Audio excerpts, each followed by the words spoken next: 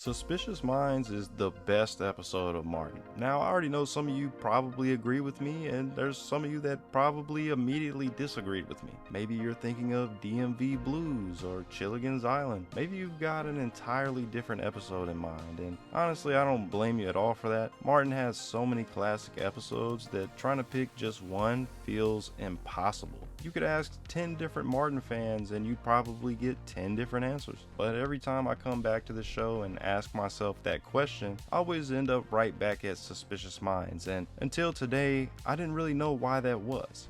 At first I thought it might have been because it was the funniest, but after sitting down and rewatching it a few more times before this video, I realized this episode does something that almost no other episode in the series quite pulls off.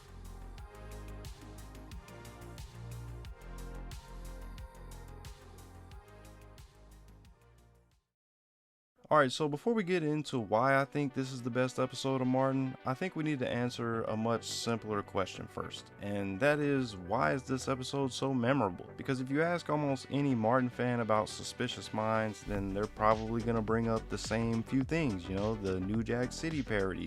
Go sit your $5 ass down before I make change. The cast trying their absolute hardest not to laugh while Martin is doing his Nino Brown bit. Don't anybody know nothing, huh?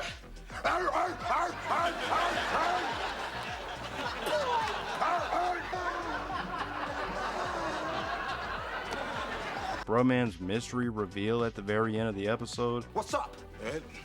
Just chilling, looking for some jello. I mean, these are the moments that this episode is famous for, and they are some of the most iconic moments in the entire series. But I actually don't think those moments are the sole reason that this episode has stuck with people for over 30 years. I think that they're just the moments that we remember the easiest. You know, they're almost kind of like the cover art for the episode in a way, if you think about it. You know, when somebody mentions this, these are the images that come to your brain immediately. But if that's all this episode had going for it, then I don't think it would be as iconic as it is in the series.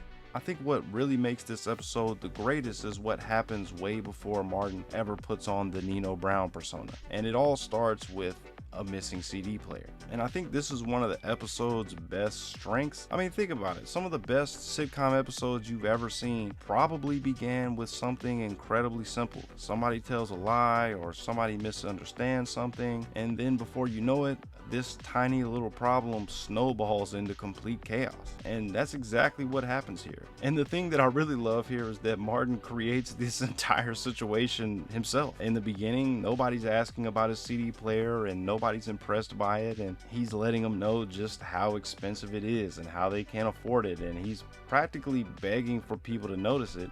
You're right, I am. I'm sorry, I know it's not right, but it's in my blood. Oh, okay, Mark, what are his features? Oh, what are his features? Well, you know what? One of the most important features are that none of your broke asses can afford it. And then it comes up missing, and you know, once he's down at the radio station, Stan plants a little seed in Martin's head and his paranoia just completely takes over. Who knew about your CD player? Gina, Tommy, Cole, and Pam. And who had keys to your apartment? Gina, Tommy, Cole, and Pam. There it is. And if you notice something here, Martin never even thinks that he might be the one that misplaced it. His brain just immediately jumps to either somebody else lost it or somebody stole it. And at this point, we've spent almost 2 seasons getting to know this Martin character. He's loud and cocky and dramatic. It just makes sense that when something would disappear, his first thought would be, who took it? Instead of, maybe I lost it. And I think that's where this premise is so genius, because the missing CD player isn't the story, Martin is. But Martin can't carry an episode like this all by himself, right? He creates the problem all by himself, but he needs everybody else to make that problem entertaining. And I honestly think this is one of the best examples in the entire series of why this cast works so well together, and the best demonstration of all of their abilities. They all have such different personalities and reactions, right? Gina actually trying to stay grounded and solve the problem. Pam and Martin's rival dynamic is on full display. Tommy over here here just being genuinely offended by this stuff, and Cole is just totally oblivious. Just let it out. Come on out and say it. Let it out. All right then. You talking about my hemorrhoids, aren't you? Brother got a hole. And Stan is the one that accidentally creates this entire situation by planting the seed in Martin's head with his character persona on display. They're all reacting and contributing to this problem, but in completely different ways, and that's what makes the comedy work so well in this episode. Just phenomenal stuff from the cast here. But I want to take the spotlight off of them and put it back on Martin for a second, because even with this brilliant premise and incredible chemistry from the cast, none of this works if Martin Lawrence doesn't absolutely sell this, right? It's something that Martin's always been incredible at, you know, whether in the show or in real life. No matter how ridiculous the situation becomes, he commits to it 100%. Martin dresses up like Wesley Snipes from New Jack City so he can interrogate his friends over a missing CD player, right? And that sounds ridiculous, but Martin commits to the bit so completely that you just don't even question it. You know, it all feels natural because his character is so ridiculous and outlandish that this is something that's not surprising for him to do, to be honest. And for Martin to keep a straight face through this entire interrogation sequence, I mean, I'm sure they had a bunch of outtakes, but for the most part, like especially in this take, for him to keep a straight face, it was just mad impressive, because you look around and everybody else is just barely holding it together. You know, Tommy over here is hiding his face, and you know, they're all just one joke away from dying laughing, and Martin never breaks character for a second. Go back and watch this scene a few times and try to really think how many actors or comedians could actually pull off a scene like this with the same energy and the same intensity. I mean, in my head, it's a very short list, if any at all. I mean, Martin is just such a unique personality, and honestly, I think this might be the single greatest comedic performance by him in the series. In just this span of a few minutes, you get everything that made him one of the greatest sitcom actors ever and one of the best comedians ever. I mean, just brilliant stuff.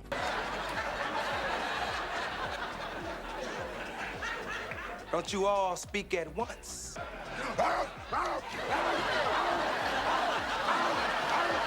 But even with an incredible performance, there's just one more reason I want to talk about here on why this episode is so great, and that is the airtight writing. Every scene pushes the story forward. I mean, think about how quickly this episode escalates all the way through, right?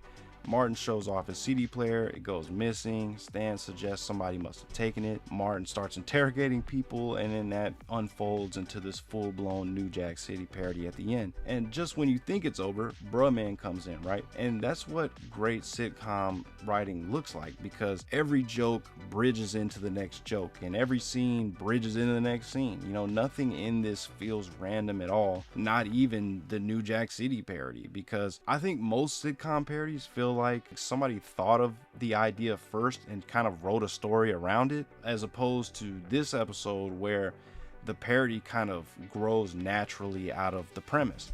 And by the time you get to the end, this doesn't feel out of place at all. And like I said, the writing is just incredible here in my opinion, because there's nothing feels like filler at all. Everything feels important to the plot of this episode, and if you remove any of the scenes, this whole episode kind of falls apart. And I think that's why this episode just gets better and better every time I watch it, because you just appreciate more and more of things as you're going, you know, from the jokes to the performances, and then after a while you just start appreciating how perfectly every piece of this episode fits together. And you know, when I started making this video, I thought I was gonna spend a lot of time explaining why this was the funniest episode, but it's just not where I ended up. I actually ended up changing the title of this video, because after watching it again and really thinking about it for a while, I realized that I don't think that this is the best episode because it's the funniest. I think it's the best because every single thing that made Martin one of the greatest sitcoms ever made is on display in this episode. And if somebody asked me to show them one episode that explains why people fell in love with the show in the first place, it would be this one, because this isn't just the best episode of Martin, it's the episode that represents the entire series.